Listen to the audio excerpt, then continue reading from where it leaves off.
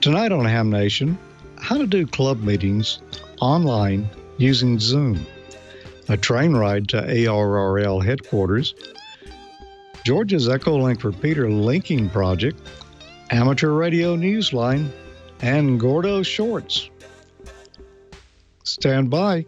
Ham Nation is next. Ham Nation is brought to you from LastPass Studios. You're focused on security, but are your employees? LastPass can ensure that they are by making access and authentication seamless. Visit lastpass.com/twit to learn more. Podcasts you love. From people you trust. This is Twit. This episode of Ham Nation is brought to you by ICOM. For more information, visit icomamerica.com/hamnation.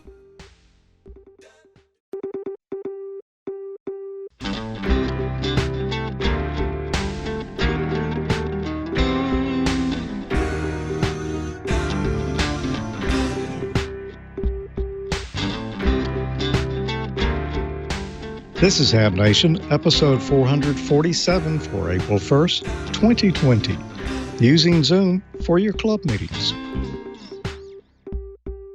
Hi, everybody. It's Bob Heil, and welcome to Ham Nation. Ham Nation is a program about ham radio, and I'm sure hoping that you will join us every Wednesday night. And if you can't be here on Wednesday, it's up on YouTube. It's on the Twit server. This Week in Technology, Leo keeps it up there too. And we thank Leo and Lisa for keeping us on the air. That's important, as well as our sponsors. If we don't have that, then nothing happens. So here we are. We have an incredible show tonight. We're going to teach you a lot of things. And one of the things is going to come from Gordon West first. Gordo, how are you doing? We're doing fine out here on the West Coast. We're sure that all of our ham viewers have seen the new Q codes during the COVID period. QLD, yep, we're locked down here at the house. QTP, question mark, yeah, we got toilet paper. Negative QHG, no hugs, sorry. And QBO. Well, that'll be after this is all over. That is the next club meeting. Don't sit next to that guy. A little bit of fun. Thanks, Chip, for dredging those up. And Chip also points out that we're going to go off the metric system and back to the non-metric system. So when you talk about 2 meters, we now need to refer to that as the 80-inch band. And, of course, 40 meters would be the 131-foot band. Well, a little fun on April Fool's Day. Bob, back to you. You would know it was coming from Gordo. That's great. We also have a wonderful friend and incredible amateur radio operator, his whole family, and that's Fred, AB1OC. Fred, you've been on here a lot, but tonight's really special. I hope you and Anita are staying safe and healthy. We are, Bob, and it's great to be back and good to see everybody out there in Ham Nation land.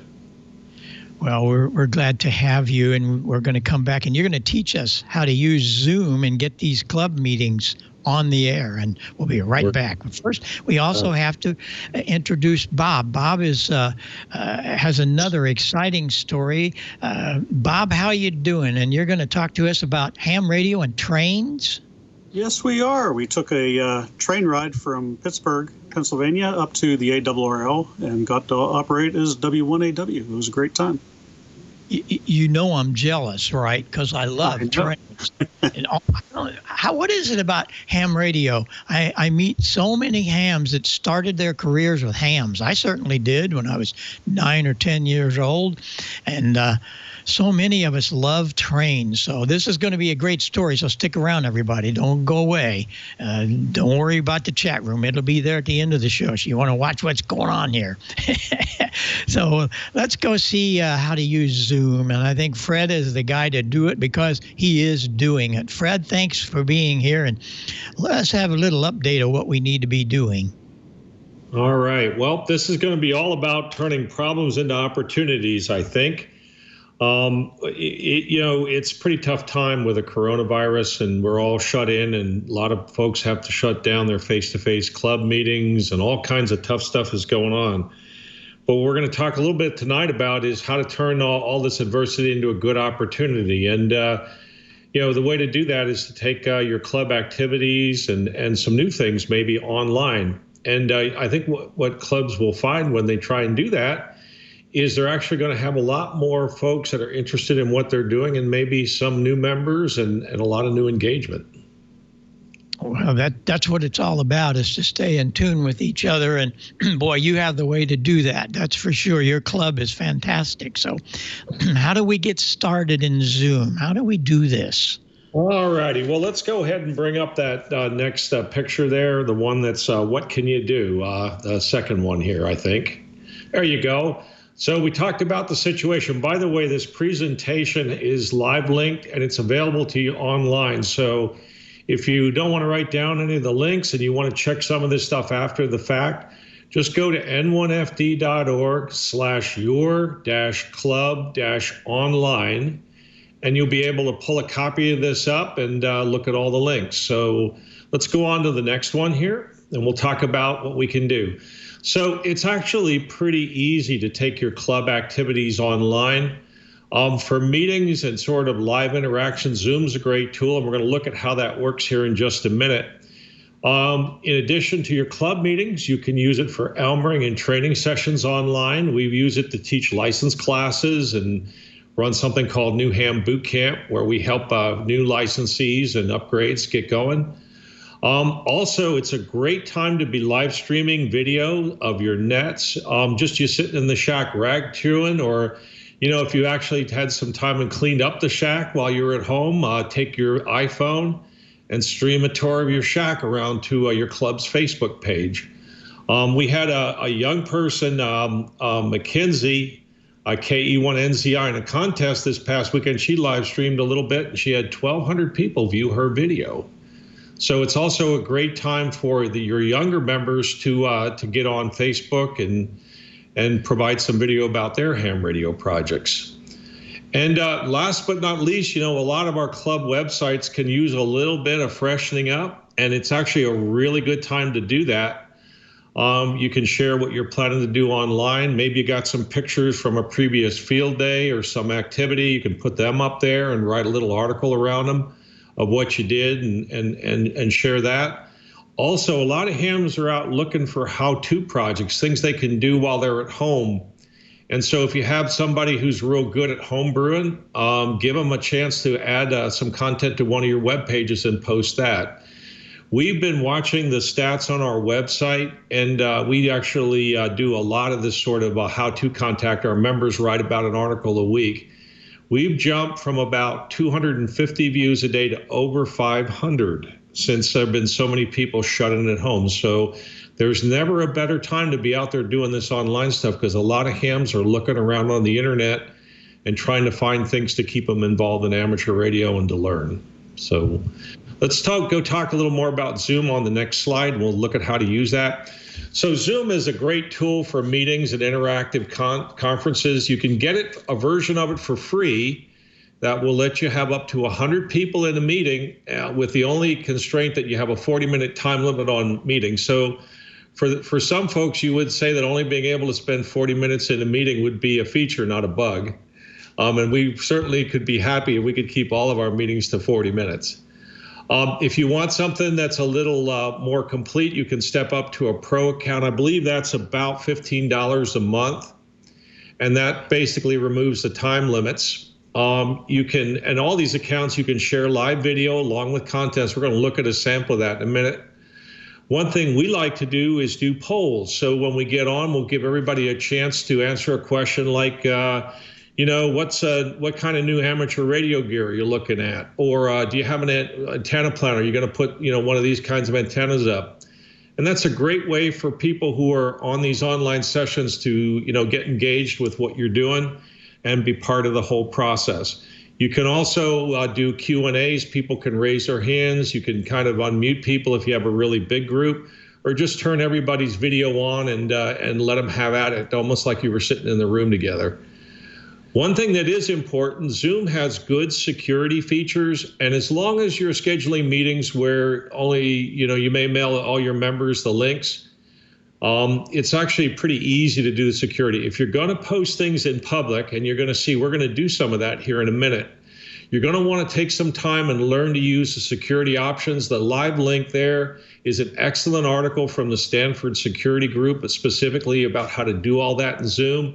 Take you about 5 minutes to read that and go in and turn all the knobs so that you're very secure and locked down, and you'll have a great online experience. Also, I included a link here that's a demo on how you can use an iPhone or an Android phone to stream video live from Facebook. So grab your phone, go to your shack, be the ham on the street, and provide some entertainment for all your friends. You'll be amazed how many views you'll get.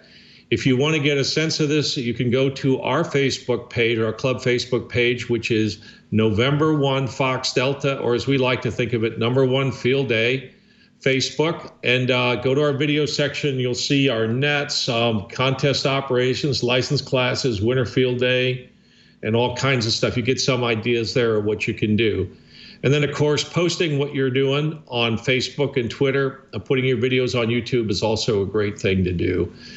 So I have a little clip of video, about a minute here, that shows our last extra license class. It's a live demo that we did for the students there. And you'll see that it's a Zoom link. You'll see the students on the right and the demo going on. And maybe, Victor, if we can go ahead and play that and let people see how Zoom works in practice, that might be fun. Relative to digital, there's 2 other applications running here that are important. I'm just going to bring those up. The student image is on the right. We're actually doing a live radio demonstration. This one remotes the computer automated tuning, the CAT interface to the radio, so that other applications. Your computer, you can easily put on a Zoom show, PowerPoints, websites, you name it. And it's a great way to teach people about all kinds of activities. And there's a particularly neat clip from one of our students here at the end. If you bring the volume back up, I'll let you listen to that for a sec. And it's reporting everything it decodes. So my station right now is recording all of these decodes here. And every other station practically in the world that's doing this is doing the same thing. So what does that do for me? Well, these are all the people who decoded me in Europe in the last 15 minutes. I can see Craig smile. I think I may get you to go back and try digital again, Craig. What do you think? It's one of those things where I get it, I get it. So you can see Zoom is great if you want to hold your meetings online, or if you want to provide some kind of training activity. Maybe you've got a ham that knows how to do something that a lot of people are interested in. You get them up on a Zoom link and let them show folks how to do it. Also, it's a great time for those of you who have presentations in the can that are on kind of used to doing club meetings, to make your stuff available online. I've got maybe a dozen presentations. I'm going to put a post on our website tomorrow morning, n1fd.org, with all the stuff I have, and make myself available for club meetings and other activities and stuff as well. So lastly, if you flip up the last slide there for me for a second, Victor. These are some of the stuff we did. I mentioned a couple of these, teaching license classes. We run a new ham boot camp. These links are live in that online deck that I mentioned at the beginning. You can go there and look at what we're doing there. And I'd like to invite all of the Ham Nation viewers to come join us for our membership meeting and our tech nights in April and May. If you go to n1fd.org/guests, and scroll down the page a little bit, you'll see the links to our Zoom meetings. For April 7th, we're going to have Jim Idelson, who is a great speaker on tower safety. And of course, we're all coming into that spring season when we're going to be working on our towers. So now's a good time for that. I'm going to do a technical training on how to get started in moon bounce on 2 meters on April 14th. And Bob has graciously agreed to be our speaker for, here's where that link will take you. If you scroll down here a little bit, Victor, you'll see the links. There you go. See where it says join our Zoom meeting. If you all would like to come out and join us for these, just get on about 10 or 15 minutes before. We're going to set up to accommodate a lot of people. Hopefully we won't run out of seats, and you'll all be able to participate in and see what an online club meeting is all about. So With that, I hope everybody will spend some time and get up their game online, take advantage of the situation. As I said earlier, there's a lot of hams out there who are looking for good online content on amateur radio. So I guess that's it. Back to you, Bob. Well, that was wonderful. And I really hope that everybody listens intently about how to get your club active. We don't have to be sitting around just watching the stars go by. Let's get in here and make something happen. And I've been talking to a few guys that they're like, oh, we don't have anything to do. If you're a ham, you shouldn't be allowed to say that. That's right. There's never a better time for this online stuff. You're going to get a lot of info. Thank you. That big knob right there will bring the whole world to you. And I don't want to hear, oh, I don't have big antennas. Hey, I don't have any antennas here at all hardly yet. And I'm still able to get on. I'll work what I can.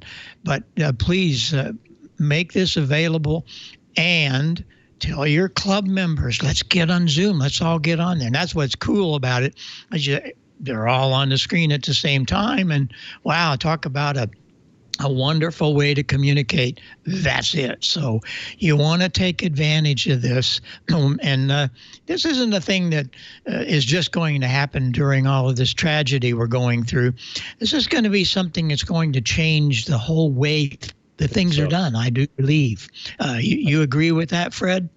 Absolutely. And it's going to make some great opportunities for us to teach in Elmer and share information with each other on a much broader scale. We could talk about stuff on the radio, and boy, when you couple that with actually showing someone how to do something, it's really, really powerful. And by the way, it's also a great way to get younger people interested in doing amateur radio stuff. When you look at our Facebook page there, you'll see that there's a video on there that I think Abby did, who was on the show a while ago, and she got like 15,000 views running an anniversary event for our club. So great way to get young people active and interested in doing amateur radio stuff and getting some great attention and having fun with it.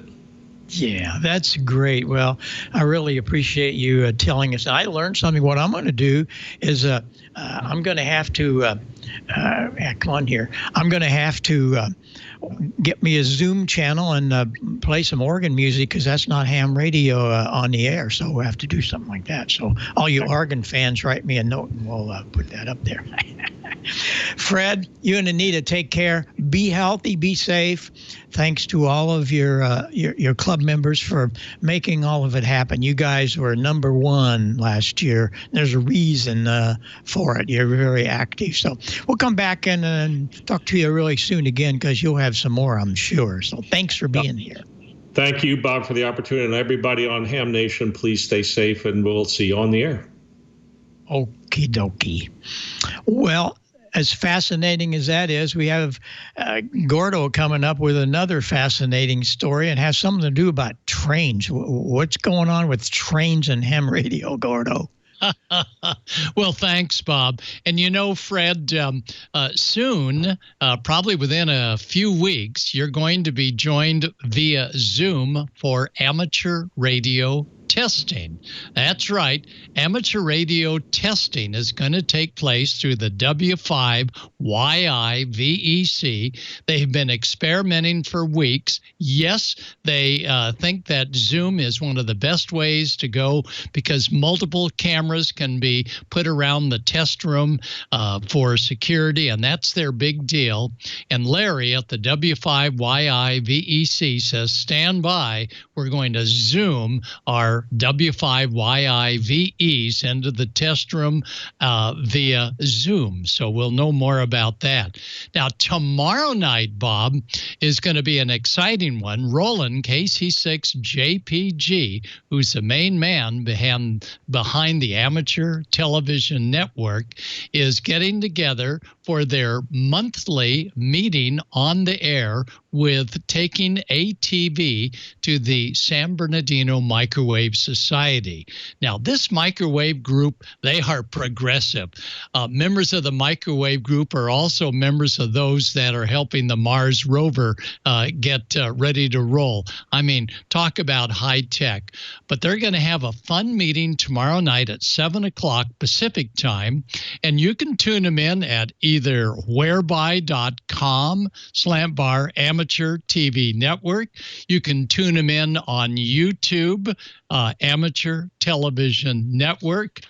You can tune them in on a local Arden Mesh network, Ham It tomorrow night, ATV Live. The YouTube will be a good one for non-hams, and the Cactus System.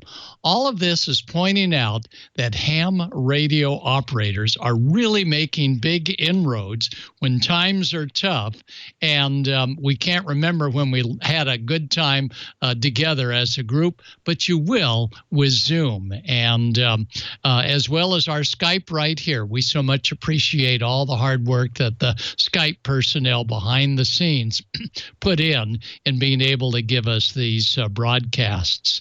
Well, exciting as ham radio is, it's always fun remembering the times when we could get together elbow to elbow and take a trip to Newington. Bob, WC30. Bob, how about telling us about just before this whole event happened, what you did to make things happen with your organization on a train ride, a bus ride, a rental car ride to the ARRL. Bob? Okay, very good to talk to you, Gordo. Yeah, this is actually the fourth time that we ran this train trip. And first time was back in 2007. And basically we take the Amtrak train from Pittsburgh, and prior trips we would go all the way up to Hartford, which worked out nice because the hotel was right across the street. But Amtrak was not running up to Hartford during the week. So we had to figure a different way. We landed up going to Newington, and we had to find a hotel that had a shuttle that could come and pick us up whatever time we got there. And then we rented cars and took those up to W1AW. Marty, that picture there, is on the train. Marty was working his IC7300 remote from the train. Oh, wow. He worked some DX and checked into a net, and it worked out very well. He does that all the time and enjoys it immensely. And this was at ARRL headquarters. They broke us up into two and split us up, and the one group took the tour of the ARRL facilities. The other tour got to go down to W1AW and operate. So that is the outgoing QSL card bureau. If you send your cards in, they land up, and they go through a lot of cards. That's only part of the picture. So it was great to see that. That's Tim, N3DL. Our trips when we do this are multi-club. You don't have to belong to Skyview to come along. And Tim belongs to another great club, the Butler Amateur Radio Association, just north of here. And Tim and his family, they drove up from Butler, and they continued on after W1AW and activated a couple of lighthouses in Connecticut, and maybe a park on the air, too. He's big into that. And it's also Tim and Scott. That was his first time. They were both the first time for them to go up to Newington. And Scott, KC3 LVC, he had a great time. And it's such a blast operating as W1AW. I can't, it's great. It's a lot of fun. That's actually the patch panel that the ARRL uses we operated in the afternoon, and we operated until it was time for the bulletin, so we had to get off the air. And Joe Garcia, super guy, and it was really great to us. He's the station manager for W1AW. Here's my shirt. And so we had to get off the air, and they had to switch the patch panel over and get on there. There's the crew of renegade amateur radio operators that came up there. And I wanted to thank the ARRL. They treated us wonderfully, and we just had such a good time there. And looking forward to doing it again, maybe in a year or so. Well, that is terrific, Robert. Now, do you have plans maybe to take some of your club meetings onto YouTube or some of these great outings that I'm seeing here?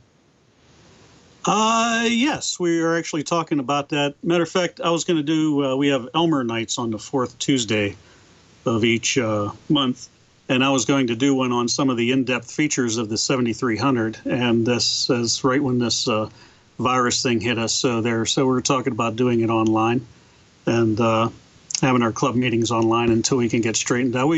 Our club has a clubhouse with 2 acres, antenna farm, and so forth, and so we're down and out at the club. But like you said, we'll be, and it's not so much social distance as personal distance, because we've been social like crazy, getting on the radio, and the virus is bad in 1,000 different ways. But it's been great for ham radio because it's been really great, all the activity on the air that we've been having.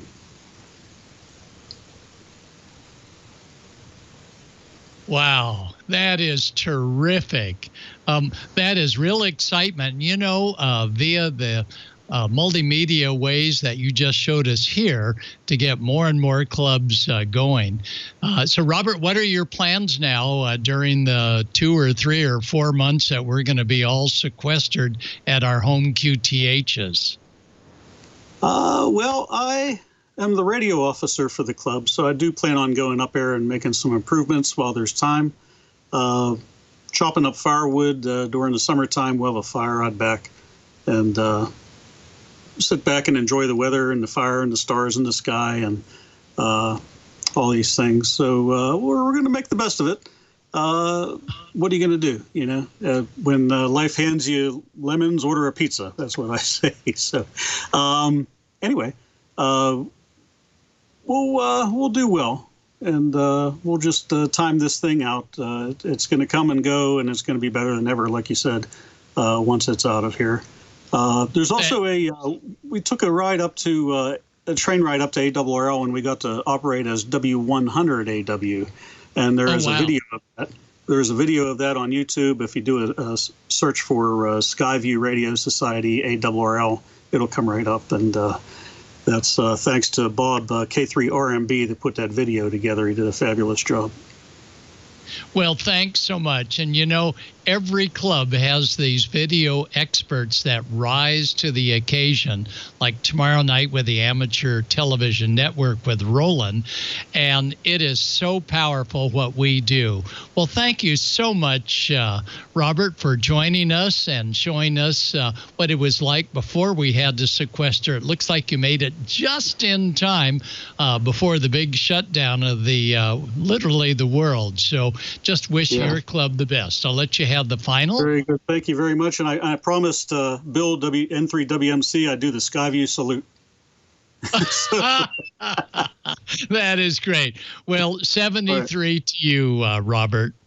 This is great times for ham operators. We had some ham or non-hams neighbors stop by the house going, is there anything special that you have to do with your ham equipment with this virus all around? And no, we don't have to put a face mask over the microphone. And they literally did not know about ham radio. Well, we couldn't invite them into the shack because of all of the recommendations, but we showed them the antennas at a safe distance.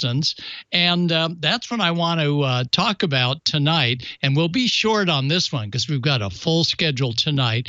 And that is those of you with 5-band trap verticals or a 3-element trap beam, the word trap. And the trap is an LC resonant network. And the trap is controlled by, the resonance is controlled by both a coil as well as, and I have to get my little tool out here, a coil as well as the capacitance. And if we were to open up a trap, there's the coil. That's the L. And that coil is specifically tuned to a specific frequency to stop. It's called a trap. It's going to trap it out. And here's the capacitance that is going to go around the coil. And Victor, if we can take a look at our slides, there is a typical 4-band or 5-band trap vertical. The first trap is going to trap out the 10-meter band. Second, and when we say trap it out, it means that 10 meters will go down to that first trap, and then within the trap circulate and go no further. It's resonant on 28 megs.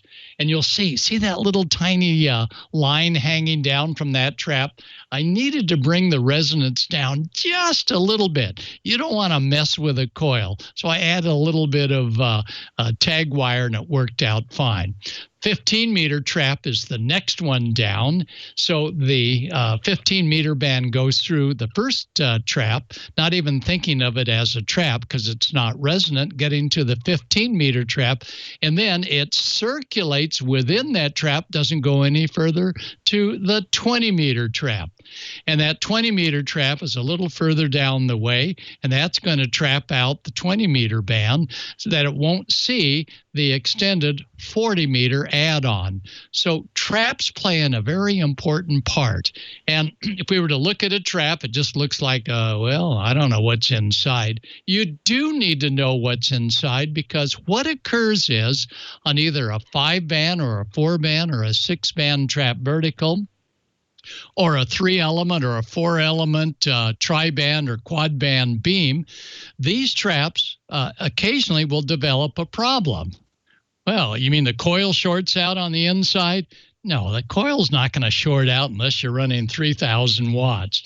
That's a 1,500 watt capable coil, and it's well put together, probably via some machine that does it.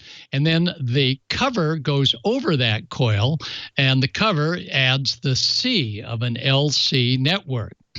The little black caps, those are expendable. You always want to make sure and have each of the black caps on each end. But if you have one that gets fractured or broken, or you break it when you need to do the next adjustment, then you know that you can get them replaced by each of the manufacturers. Most popular traps come from MFJ. They have not only the whole trap, you don't need the whole trap. You just need to do a little bit of maintenance. This one requires a little bit of maintenance because when I rotate the outside capacitive coil, it's loose. Well, no wonder on the different bands, all of the different bands on the far side of this trap, including the band on the trap, you're going to find that that loose trap is the reason that your signals will come up and down when the wind is blowing. Well, we need to get in there and see what's going on. Yep, when you try and remove that black bug keeper outer, it's gonna break. So be prepared to give MFJ a call and tell them you need the black trap covers, and they'll get you squared away quickly. Well, once we get that, we take a look down there and we say, well, it looks clean, but look at that screw, the little hex screw there. It's loose. Well, it doesn't need to be loose. In fact, why is it loose? Well, it's loose at this end. The other end has no connection. It's loose at this end because just the working of the antenna has caused that to loosen up. So you've got to go in there with your nut driver. I've got an 8mm here. Some of the screws, self-tapping screws may be different, and dog it down. So what you're doing is you're actually dogging down the capacitive side of that circuit onto the coil, and you're doing it at just one end. So if you can wiggle on the left-hand side, that coil cover, you don't have a bad trap. You just need to do a little bit of maintenance. And during the next few months, we got time on our hands to go up there and do it. Don't mess with a coil. You can meter it out. You're going to probably see an ohm or so of resistance.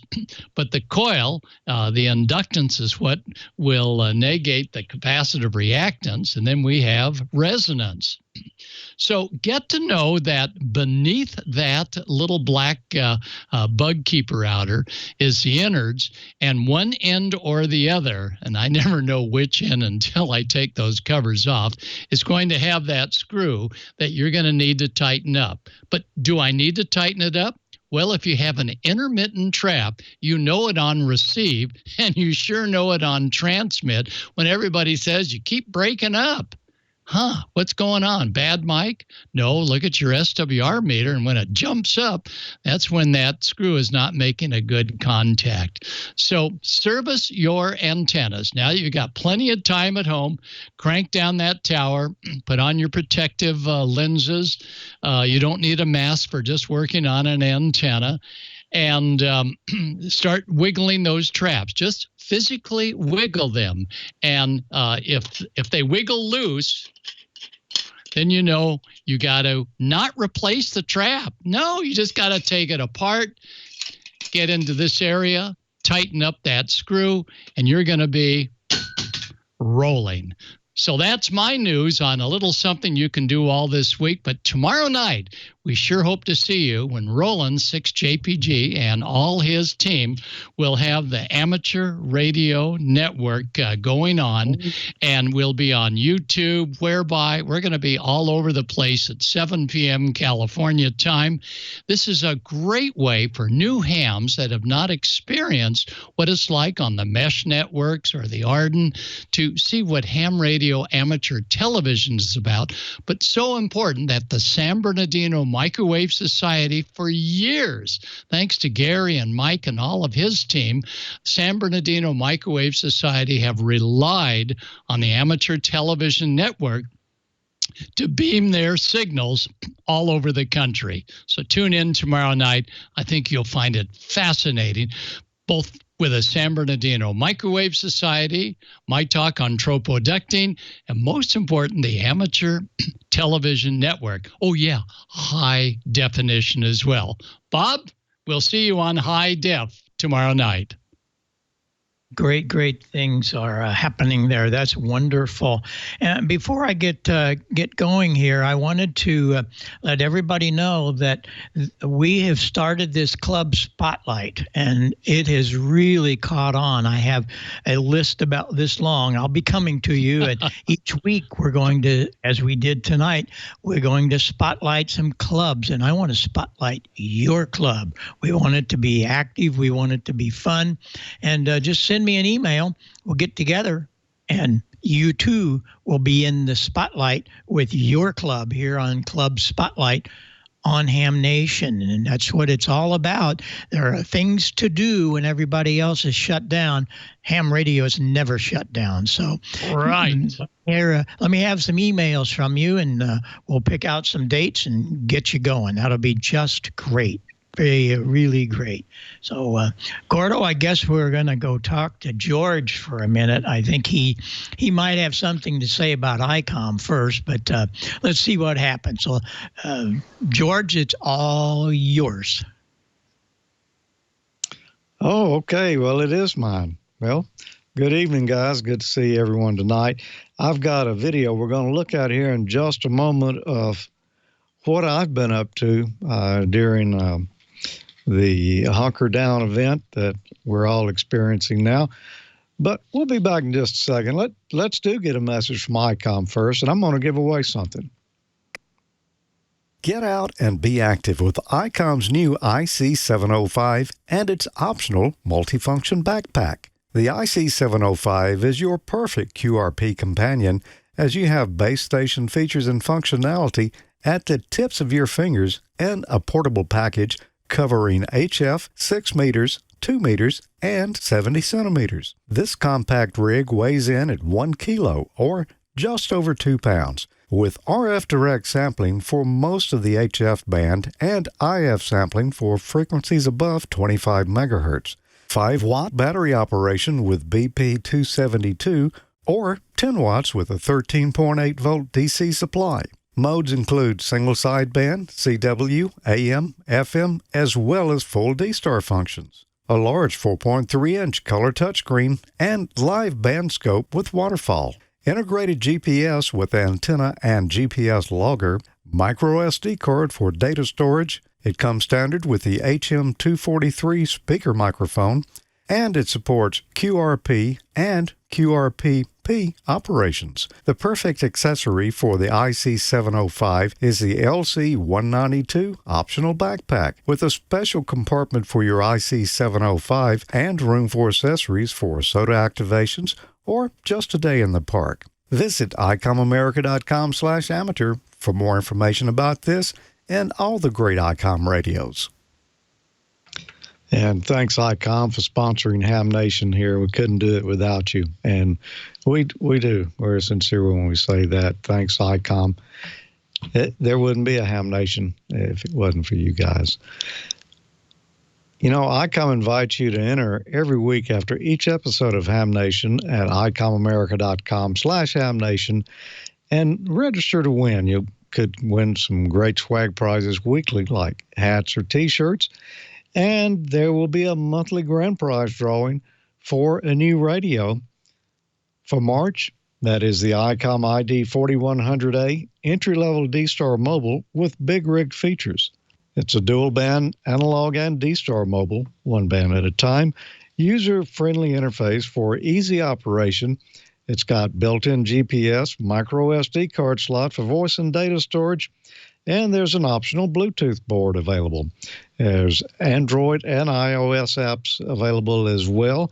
And for March, we have a winner. That is Richard Browning, AD5RB. Congratulations, Richard. You're going to enjoy that radio. I have that exact one myself sitting just a few feet away here. We've got another radio for April, though. It's the ICOM IC2738 dual-band analog mobile with optional Bluetooth. It's a dual-band, dual-watch mobile with simultaneous VHF, UHF, VHF, VHF, or UHF receive. It has a large high-contrast display.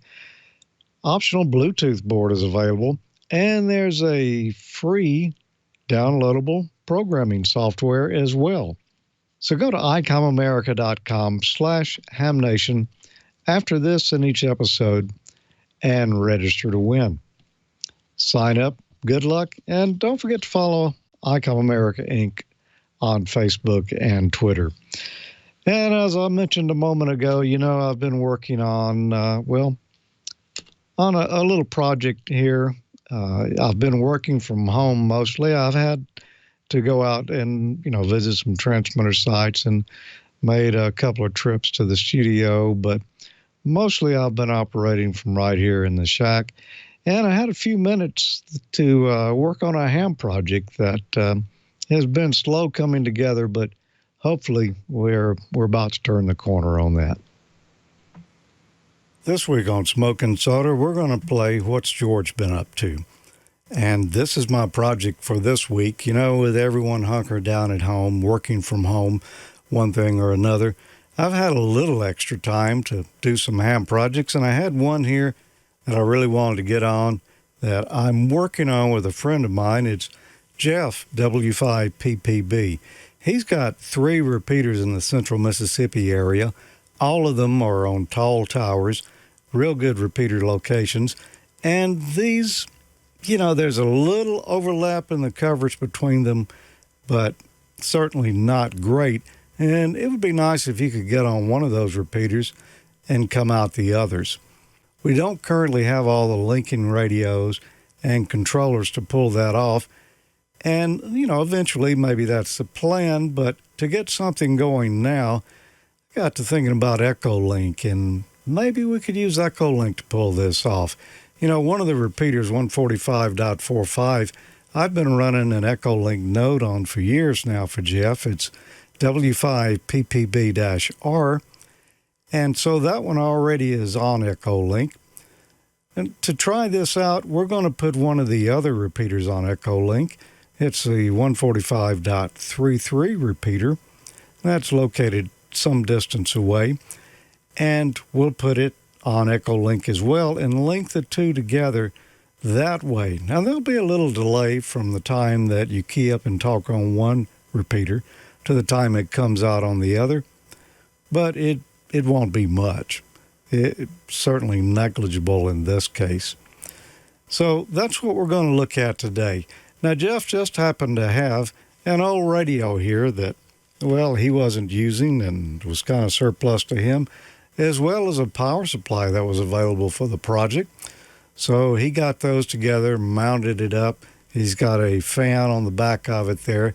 I'm blowing on the heatsink on that radio to keep it cool. And this is going to be linked to a repeater, so it needs proper cooling. Everything worked on the radio with one exception that was kind of bugging me because I couldn't see the display.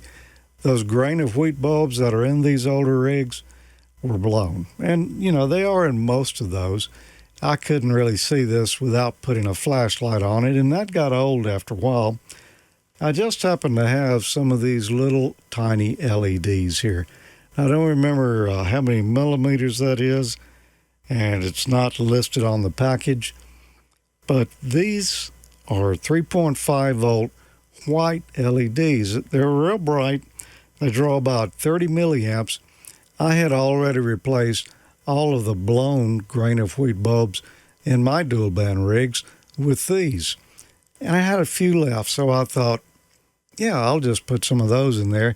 Of course, you're going to have to use a dropping resistor to get the voltage down to what the LED expects. I measured across the terminals where the grain of wheat bulb was soldered. It had about 10 volts in there. I calculated out what I would need, and I put a series resistor in here. I put 2 of those lamps in there, and it's not super bright, but you can read what's there now, and it certainly makes that old rig look a little more modern. This is an Echolink node that I had built some time back using SVX Link and a Raspberry Pi 3B Plus and a little cheap $5 USB sound dongle. Now, you do need that sound device because the Raspberry Pi itself only has an audio out. There's no way to get audio back in it. This just plugs in the USB here, and it's worked out fine with SVX Link. Now, we've seen some of this before on Ham Nation and some of it on Amateur Logic. I'm not sure how much of each we did, but if you go back and search for SVX Link on either one of those, you'll come up with the projects that I showed how you put this together.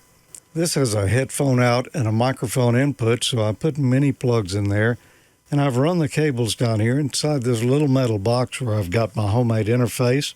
We'll look in it in a second. You do have to do some padding there because this is microphone level in. It's not line level in, but I took care of that in the box. And the headphone output, you know, the volume's a little higher than you really need to feed into the mic jack of a radio, so got a little interfacing in there to take care of that.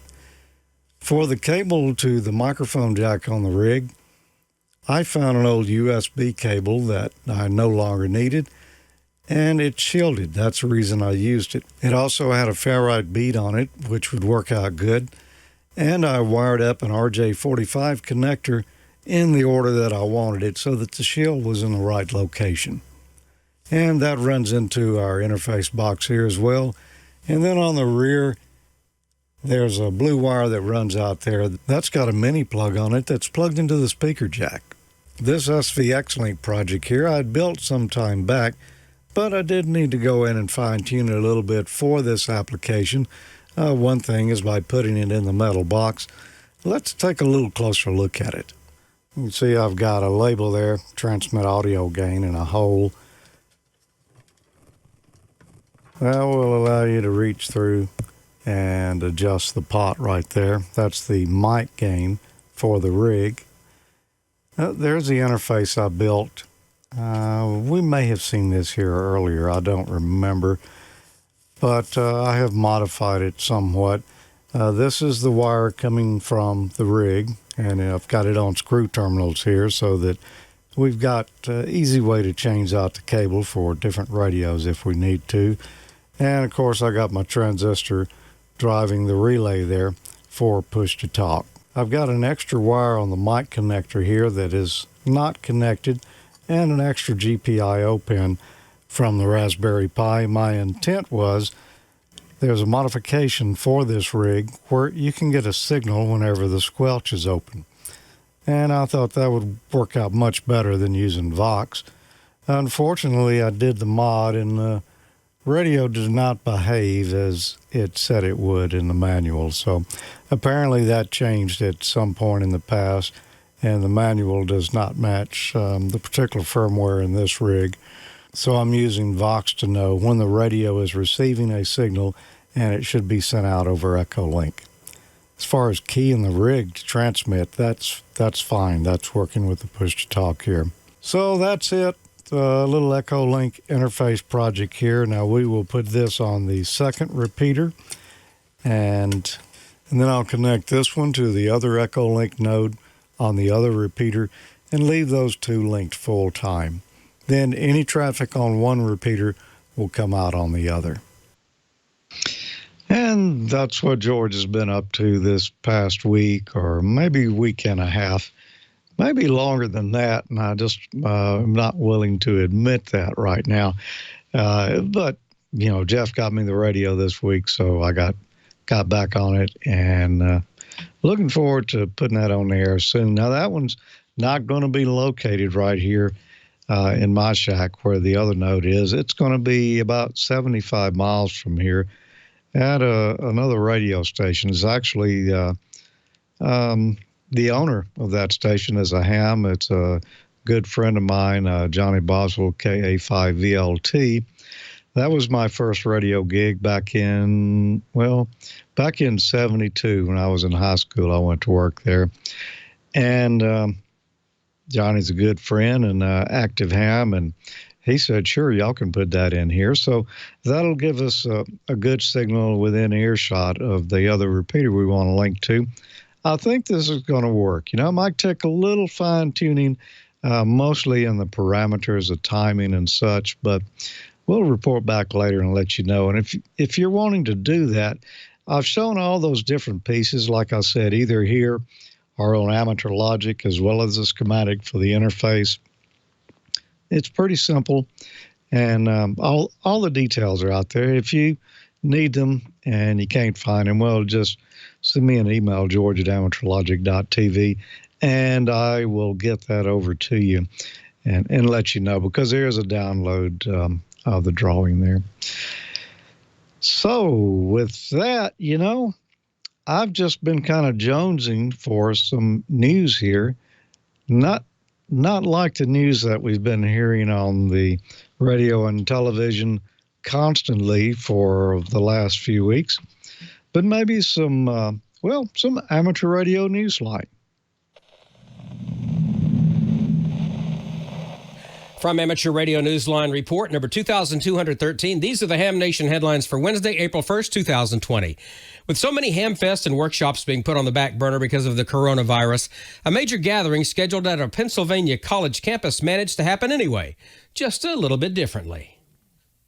The problem-solving nature of the amateur radio hobby brought out the best in organizers of the recent Ham-Sci workshop, which was facing cancellation or postponement as a result of COVID-19 concerns. Instead of that happening, however, the conference went forward as scheduled on March 20th and 21st. Organizers, led by Nathaniel Fursell, W2NAF, moved the event to the web-based conference platform Zoom. Those wishing to, quote, attend as active participants needed to register using a web page that went live a week before the event. Magic happened. As only it can in radio amateur style, attendees were now participating not only from the U.S., but also from overseas. The presentations also had greater visual clarity for many. Originally, around 100 attendees were expected at the University of Scranton in Pennsylvania, but via the virtualization of the event, 290 attended from 24 different countries during the 2 days. Nathaniel told Amateur Radio Newsline by email that it had gone very well. He also said next year's conference would be a hybrid with both local attendees and remote attendees, and even presenters via Zoom. For Amateur Radio Newsline, I'm Paul Brown, WD9GCO.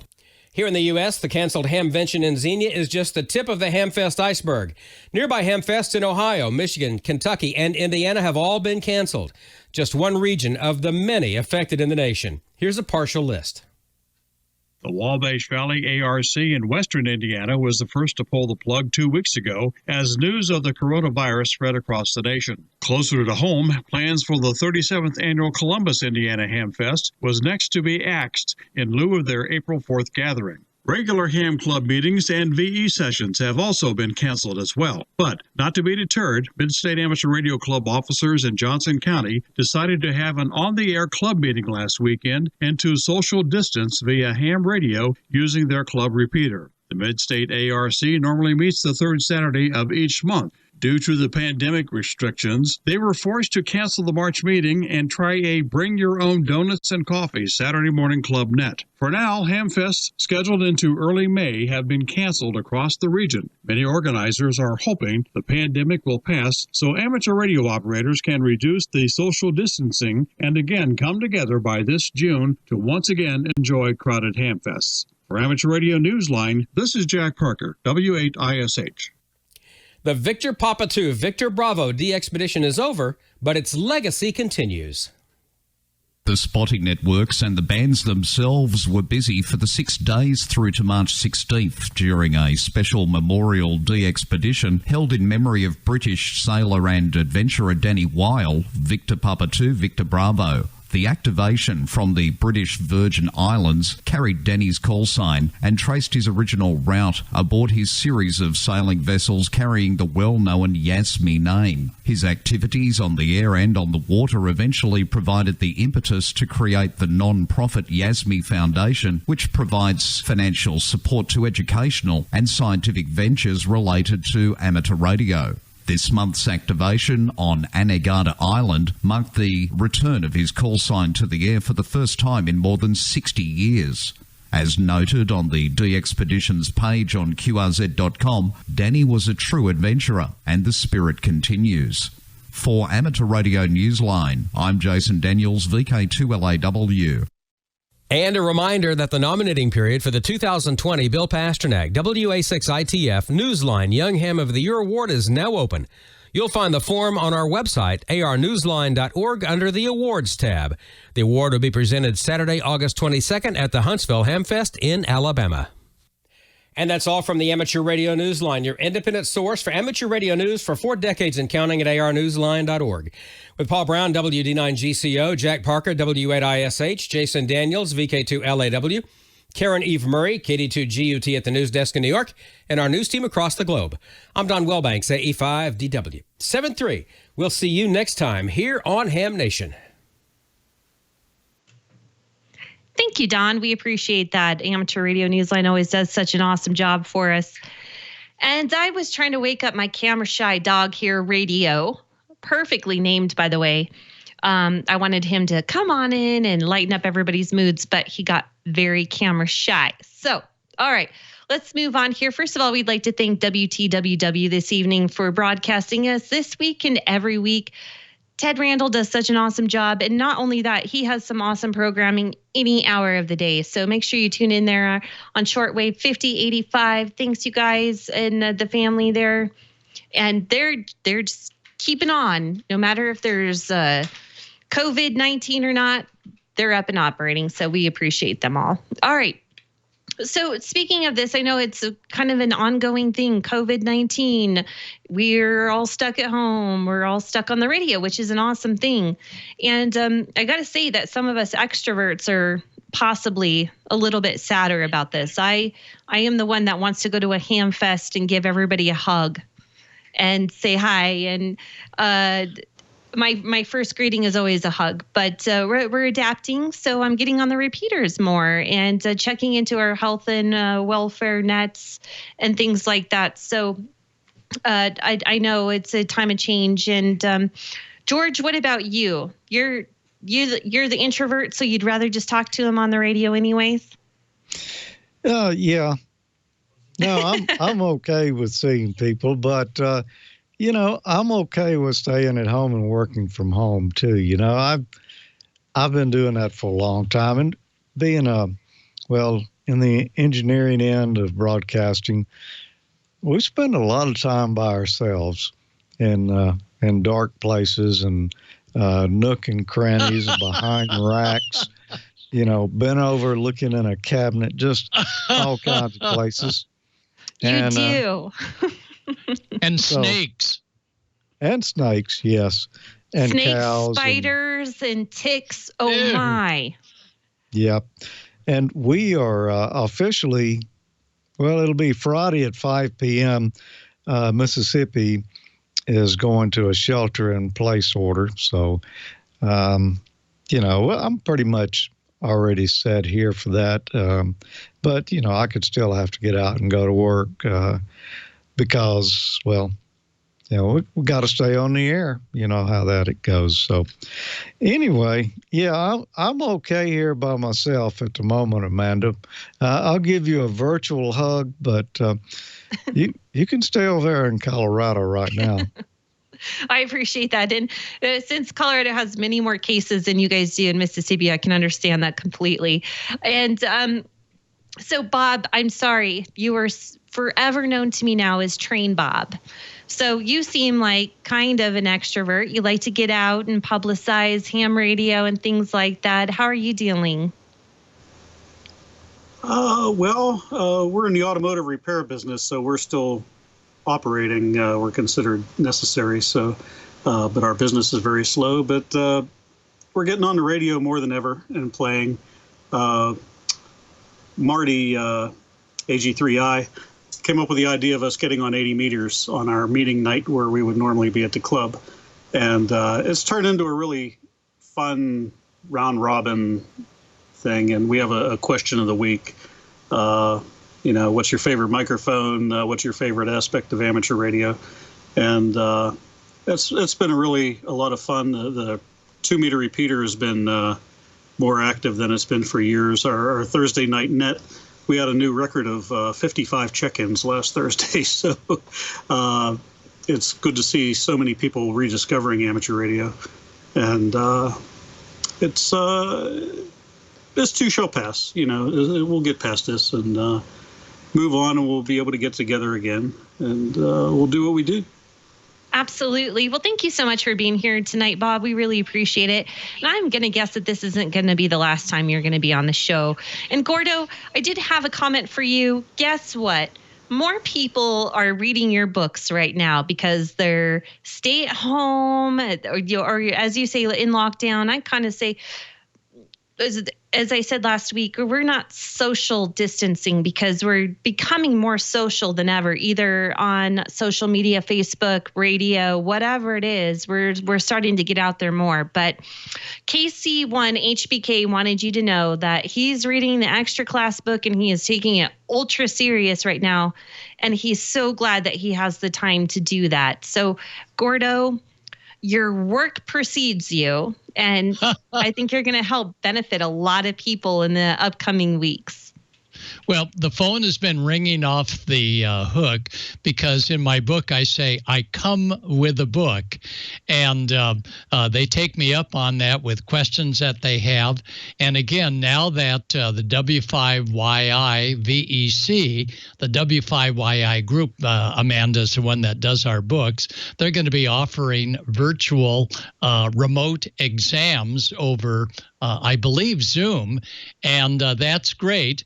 And as you know, many of us as ham operators went down to support our local store that housed cats and dogs. And so what we're doing is we're fostering these dogs and cats for a few weeks while the store is maybe closed. So get radio ready. Here it comes. Hi. Oh, there's the kitty cat. Look, there's a kitty cat. Okay, come say hi, radio. I don't know about this stuck inside, but it's fun. So we encourage all of you that if you've got some spare time and if there's something that you can do to help anyone, let us know. In fact, George, we've got toilet paper here. We've got paper towels. George, there's radio. All right. I had to give him lots of treats, but he won't put his ears up. Put your ears up, radio. Oh, he really just all of a sudden got really camera shy. I don't even know. Another introvert, you guys. I'm at a loss.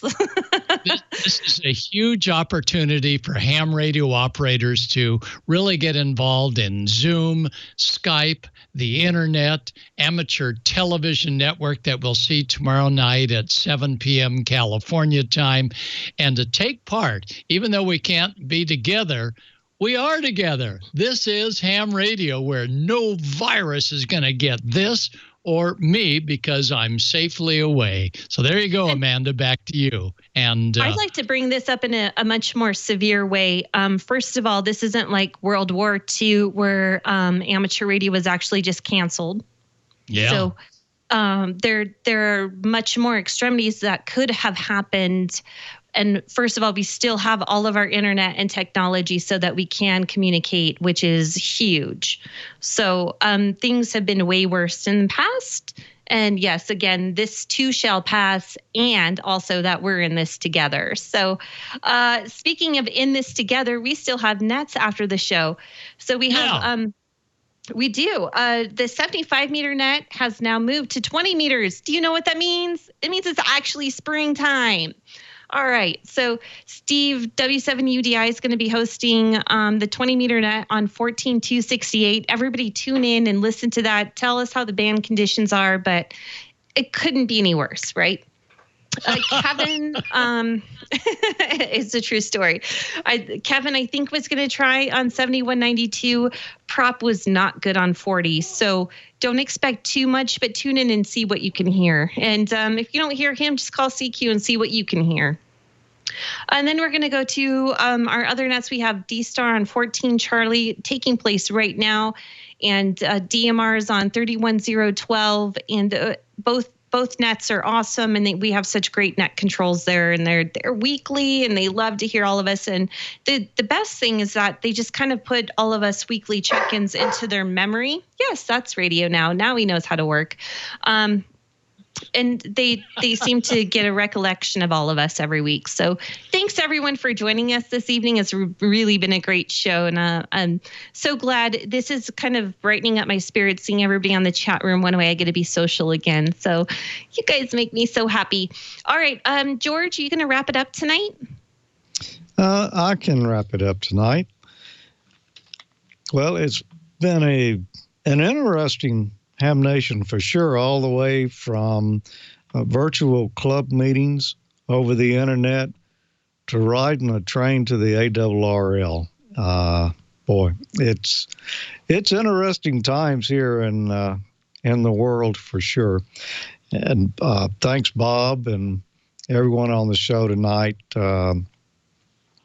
Very, very interesting times. That's about all I can say about that. Before we get out, we'll take one final round around the horn here. Gordo, any final words? Not final like that, but any final words for tonight? Listen to this, 7192. It's bombing in. So get your rears on. Let's see, what was 7 megahertz to feet, 130 feet or whatever. Anyway, get on 40. It's happening. Okay. W3OC Bob, what about you? It was good to have you here with us tonight. It was good to be here. I really enjoyed it. I'm bumming that we won't meet up in Dayton. Let's see if I can do this backwards here, but my tickets are on the wall back there. And so we'll just save those for next year. And everybody stay healthy. Don't do anything stupid. So we will see you on the radio. Okay. I don't know if I had your call sign wrong or if it's wrong on the lower third. Tell us your call sign. Everybody gets it wrong. It's Whiskey Charlie 3 Oscar. Okay. All right. Well, it was wrong over here where I was reading it from. So no problem. We appreciate you being here anyway. And boy, that looked like a fun trip that you had there. And Amanda, just so we don't leave anyone out, and Don is not here to give you that virtual hug tonight, so we'll all give you a group hug there, virtually. Any final thoughts before we get out of here? Yes. No matter what, I still get to help my community. So I work with my emergency operations center and my emergency manager here, who is a good friend, and I get the opportunity to volunteer for my own community. So even though I don't get to work, I get to work for them, and I helped at a testing site earlier this week, and I'm actually helping answer the hotline there for any questions or concerns for all of Fremont County. So I'm really enjoying doing that and helping people find the answers that they're looking for and helping them get tested and helping them find out if they should be working, if they should not be working. So it really gives me a chance to still be that extrovert, and I get to talk to people and help wherever I can. So I've been really thankful that I could do that. Back to you, George. Excellent. Okay. Well, thanks everyone for being here tonight, and for Bob Heil, Don Wilbanks, and the whole crew here. We'll say 7-3. Join us again next Wednesday night. In the meantime, stay hunkered down, stay out of public, be an introvert, be like me for a little while. It not only healthy for you, but other people as well. 7-3. 7-3.